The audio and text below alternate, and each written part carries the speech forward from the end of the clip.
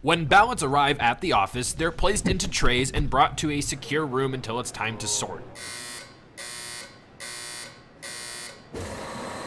The sorting machine imprints a date and tracking number, then quickly scans the envelope. In the first pass sort, if ballots come over on this side, that means there's something wrong with them, like a missing signature. If everything's normal, they come over here where they're divided up by legislative district.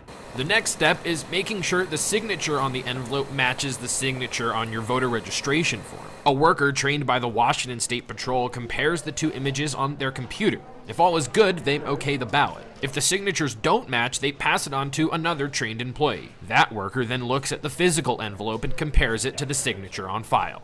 If both workers decide the signatures don't match, then the voter will be sent one of these forms that they'll need to fill out for their ballot to be counted.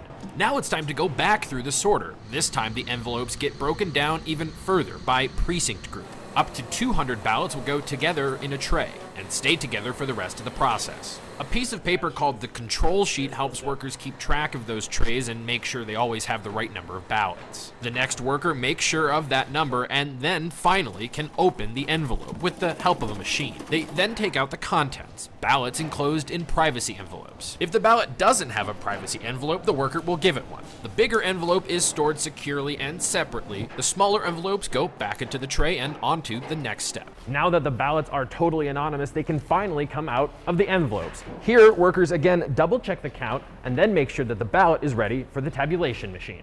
Any ballots that are crumpled or have spills or otherwise might be hard for the machine to read get set aside. A specialized team of 2 then fills out the voters' choices on a fresh ballot so it can be tabulated. Finally, it's time to count the votes. The tabulation machine scans all the ballots. If it notices something strange, like a mark it can't read, that gets saved in the computer. Then 2 different workers look at the scanned image to determine what the ballot says. If they both don't agree, a supervisor is brought in to make the call. Finally, the ballots are boxed up and stored for up to 22 months. Casey Decker, KREM 2 News.